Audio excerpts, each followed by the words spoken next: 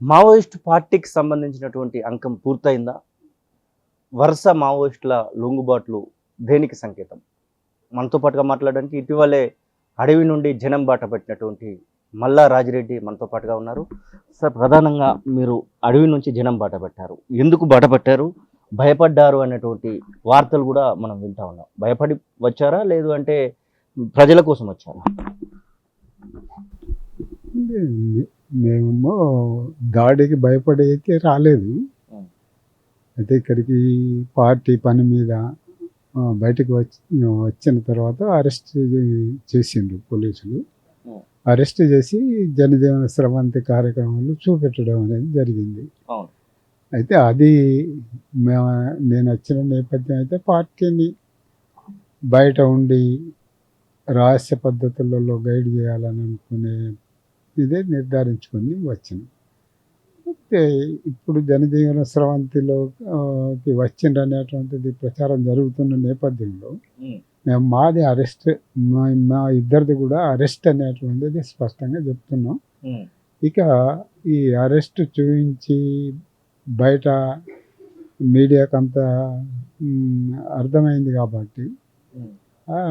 మేము రేపు మా కార్యాచరణ అనేటువంటిది లీగల్గా అంటే చట్ట పరిధిలో ప్రజల కోసం ప్రజా పోరాటాలను సమర్థించడము, ప్రజా పోరాటాలకు ప్రజలను సిద్ధం చేయడము, రాజకీయ చైతన్యాన్ని వాళ్ళకి అందించడము అనేటువంటిది కర్తవ్యంగా పెట్టుకున్నాం. దీనికి ముందు మా పార్టీ కార్యకర్తలను, సెంట్రల్ కమిటీ మెంబర్స్ను, అట్లనే జైల్లో ఉన్న కామ్రేడ్స్ను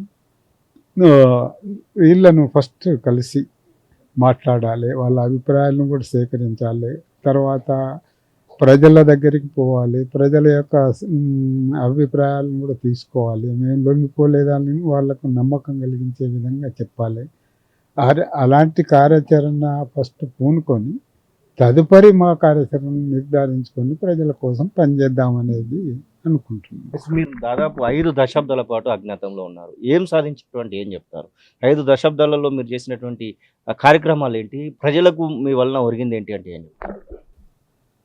అంటే 5 దశాబ్దాల కార్యాచరణలో మేము ప్రధానంగా ప్రజల కోసము ప్రజల్ని సంఘటితపరిచినటువంటిది ఉంది.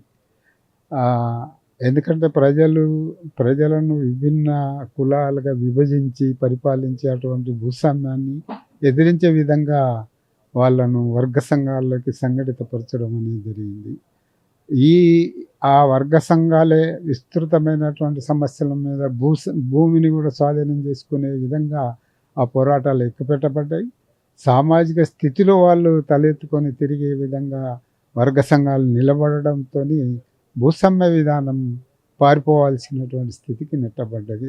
ఆ యొక్క ఒరవడిలోనే కరీంనగర్, ఆదిలాబాద్ జిల్లాల్లో రైతాంగ పోరాటాలు ఉవ్వెత్తున లేచింది. ఆ పోరాటాలను అభివృద్ధి పరచడానికి, మరింత బలోపేతం చేయడానికి దీర్ఘకాలిక ప్రజాయుద్ధ పంథాలో భాగంగా గెరిల్లా జోన్ నిర్మాణం చేయాలనే దాంతోనే దండకారణ్యం, పూర్వ గోదావరి, పశ్చిమ గోదావరి, మధ్యప్రదేశ్ ప్రాంతాలకు మేము విస్తరించడం అనేది జరిగింది. గణపతి ప్రధానంగా ఇప్పుడు మనకు బాగా వినబడుతున్నటువంటి పేరు గణపతి. గణపతికి సంబంధించి మీరు సమవుజ్జులుగా చెప్తా ఉన్నారు. కొండపల్లి సీతారామయ్యతో పోలిస్తే తర్వాత గణపతి మీరు అని చెప్పేసి చెప్తా ఉన్నారు.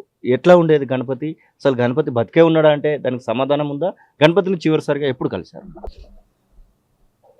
గణపతి కొండపల్లి సీతారామయ్య తర్వాత మా పార్టీ జనరల్ సెక్రటరీగా బాధ్యతలు స్వీకరించిండు. ఈ పోరాటాలను ఉన్నత స్థాయికి తీసుకుపోవాలనే దాంతో గైడెన్స్ అందించిండు.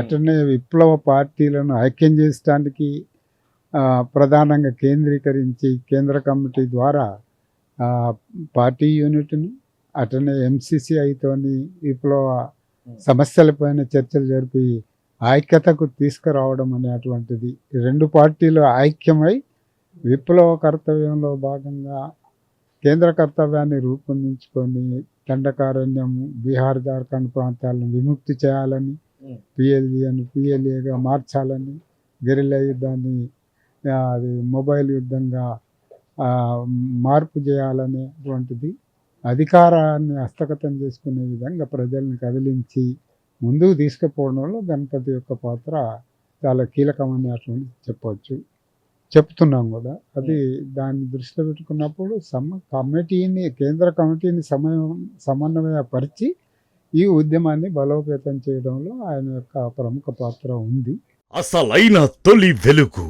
ఫాలో వాట్సాప్ @తొలి వెలుగు official.